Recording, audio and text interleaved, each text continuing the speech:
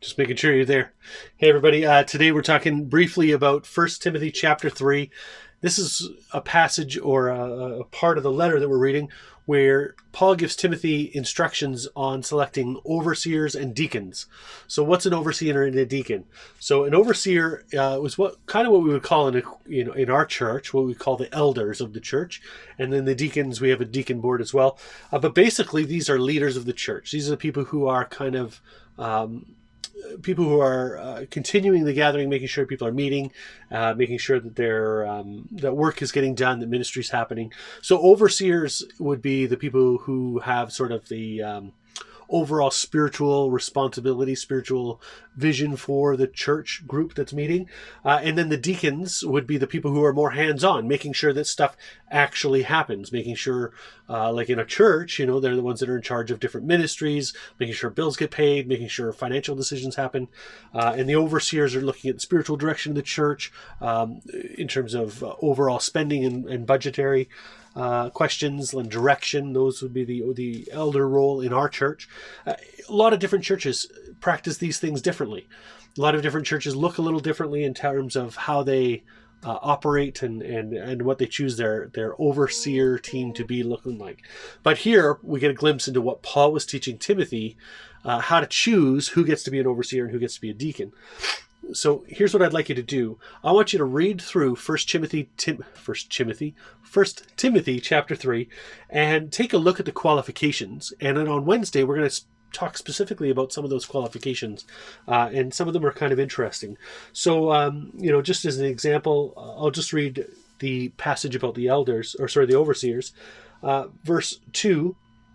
He says, "Therefore an overseer must be above reproach, husband of one wife, sober-minded, self-controlled, respectable, hospitable, able to teach, not a drunkard, not violent, but gentle, not quarrelsome, not a lover of money.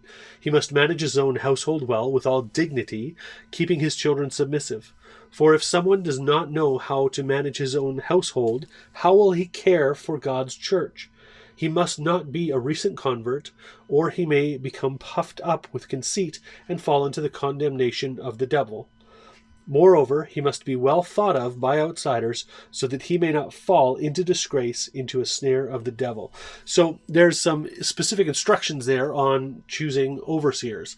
Now, is this an extensive list of overseer qualifications? That's a good question. We're going to talk about that on Wednesday.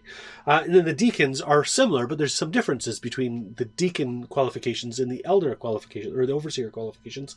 We're going to talk a bit about why there might be a difference there.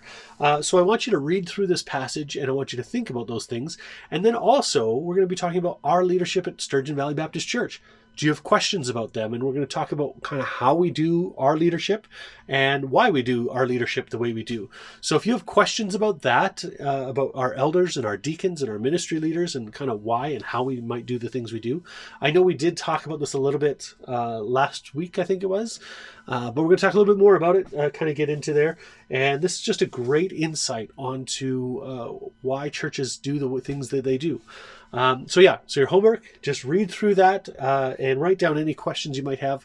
But the bigger question is, how might this apply to you? How might this passage and the content in it, what does that mean for you as a believer in Jesus? Somebody who's trying to learn how to be a good Christian and how to serve God with all their heart, mind, soul, and strength. What does this mean for us? And so we're going to talk a little bit about that too, because it's a pretty important passage in those things. I hope you guys have an awesome week, and we'll talk to you tomorrow. And blessings.